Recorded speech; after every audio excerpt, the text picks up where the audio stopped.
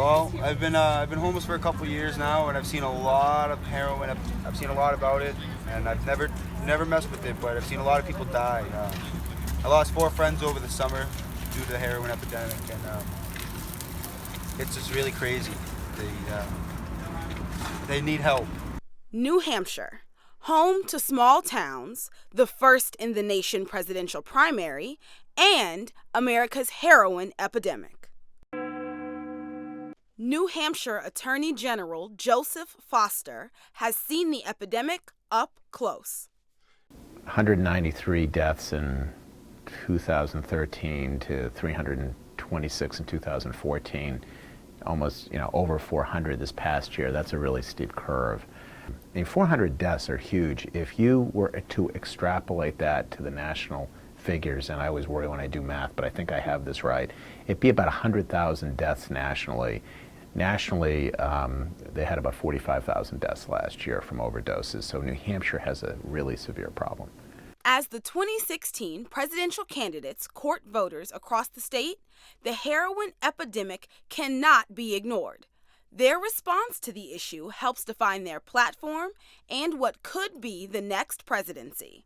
In my view, we have got to look at substance abuse and addiction as a health issue, not a What I think we need to do for those folks who are suffering from this disease is what we do for folks who are suffering from other diseases. Treat them. Treat them. A very important part of this is stopping or at least slowing down the flow of illegal drugs into this country. Yep. Yeah. We know how to solve this problem. We're going to build a wall. What's missing is the political will to do it. For a New Hampshire addict, there is no fast lane to recovery. The path is long and winding, with many stops along the way. In a city of some 100,000 residents, Manchester alone has 18 drug rehab centers. We visited one of them. Hear some candidates talking about, well, I'm going to stop all, no one's going to be able to get access to the drugs. Well, stopping the usage, that's not treatment. So becoming abstinent from using a specific substance, that just means you stopped using it. The addiction's not treated.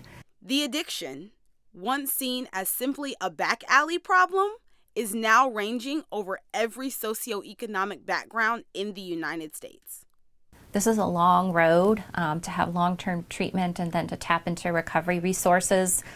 So I think law enforcement's role, especially here in Manchester, we have a very progressive thinking police chief, and kind of flipping the switch on this and not making it, a justice-involved issue unless someone's committed a major crime, kind of thinking about those things in a different manner. Well, I think a lot of it has to do with our tactics have changed to some degree in the sense that we are now focused not just on arresting people, but getting people the help that they need. So instead of the old, arrest our way out of the problem, you can't.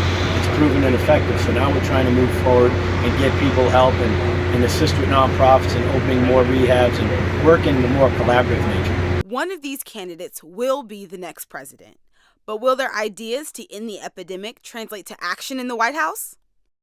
I'm very hopeful that because of the tension that it's gotten here and nationwide, that it'll continue part of the debate and they'll bring it forward.